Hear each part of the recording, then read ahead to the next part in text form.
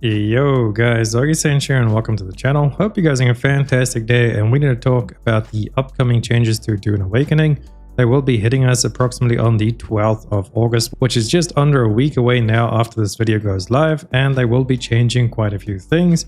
The big thing that I want to point out to you guys is that it's going to be much harder to actually go and get your hands on the TARL Cutteray, as well as to gather flower sand, because they're going to take away the flower sand patches where the worm does not have any aggro in Augiesaint. And they're going to fix those because, I mean, obviously those are not working as intended. There is a bunch of flower patches around the map on Augiesaint where the worm just can't actually get to. So you have free time to go and park your Orni there and harvest away. I would suggest to go and stock up on some flower sand before this change comes in. Myself, I am sitting at about 50,000 flower sand right now. So I think I have a pretty good stock. And a really good spot for you guys to go is at the MK testing station 197, as you guys can see there.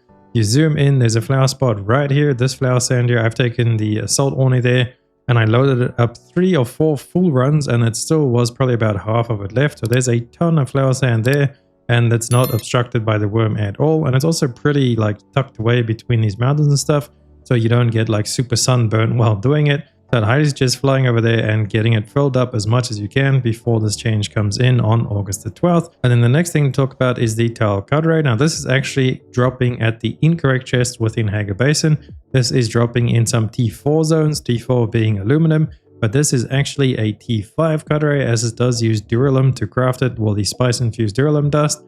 It's even better than a T6 normal cutter. It's obviously not better than the T6 unique Cutteray, but it's not too far behind it, and for like how cheap it is to actually maintain it and make it, I would highly suggest getting your hands on this. I do have a T6 Cutteray and I will be using that in the deep desert, but I only have 1 recipe, whereas this TARL Cutteray I have like 5 or 6 recipes on me right now. So I would highly suggest going to go farm yourself up a bunch, and the price of these will also increase quite a bit with the upcoming patch because they will be much harder to get. As of right now, they're pretty easy to get. I can show you guys a quick little route as a demonstration in the background. You can see me running it.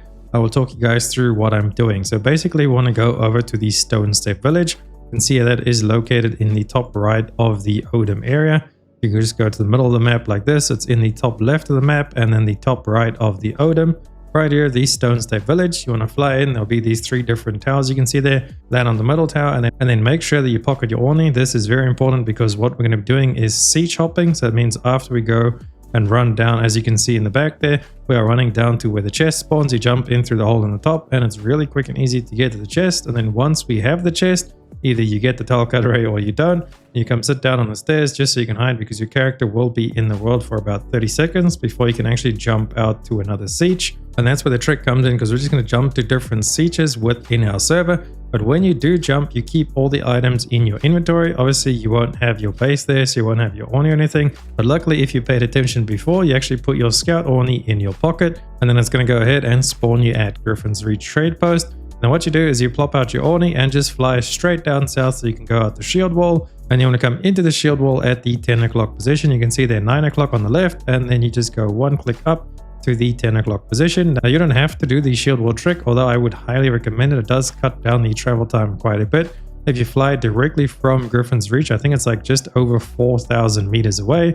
Whereas if you go down to the shield wall and you come in on the right here, that's going to break it down to like 1,500, less than 2,000 meters. So it basically just cuts the trip in half, especially if you do have a booster on a, this is only a T5 Orni I'm using in the background, because I save my T6 Orni for when I go to the deep desert. So this is my T5 Augiesaint Orni. And you can see it is really quick to go ahead and do the trips. And just in the time that took me to record some footage for the video, I was actually able to pick up 3 TARL Cutterays. So I got really lucky. It was 3 in under 10 minutes. And obviously that's not going to be every single time. When I was doing this previously in the past to sell these, I would average about 1 every 7 to 10 runs is what my drop chance was. A run taking like 2 minutes, so you're looking at like 15 to 20 minutes per TARL Cutteray if you get super unlucky. Although if you do get lucky, you could get like 3 to 4 in 10 minutes. So it's really nice and easy to go ahead and do this. You can literally just run in, check the chest if the recipe is there or not, and then log out to the siege. Just make sure you are down below on the stairs and like away from enemies when you do log out, because your character does still stay in the world for about 30 seconds or so. So you don't want to end up dying. Although the worst that you could lose is probably just some Solari, because you can't drop your recipes since you aren't in the PvP zone. But you can totally avoid it just by jumping down the stairs, as you guys see me do.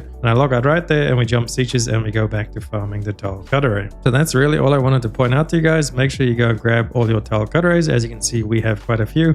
I'm going to end up with probably about 20 or so. I'll try and get 20 of these, and then I'll hold on to a couple of them for myself and my guildies, and then maybe I'll try and sell some of them on the market as well, see how much they sell for. This is like one of the very first ones I believe I got, and I'm still using it right now, so the durability doesn't go down very fast. But that's really it, guys. Just go out there and collect yourself a bunch of TARL Cutterays. And then also make sure that you stockpile on your flower sand. As you can see, we're sitting at there 52,000 flower sand. I might go get just a little bit more because you do need this for quite a lot of things, especially for the industrial grade lube. With the silicone block, this is just to keep all your power generators and stuff running. Unless obviously you upgrade to spice generators, you don't need it. But you're pretty much always going to need silicone blocks and flower sand. So that's why I say go stock up, get your TARL Cutterays, and get this all done before August the 12th, before they bring in the update. That's going to be it for this video. Hopefully it helped you guys out. If it did, please drop a like and sub the channel. It helps me out so much, and I'll catch you guys in the next one. Remember, stay hydrated. Run free and dive into the sky. Hear the wind crying out its prayer. Why are we so ashamed to be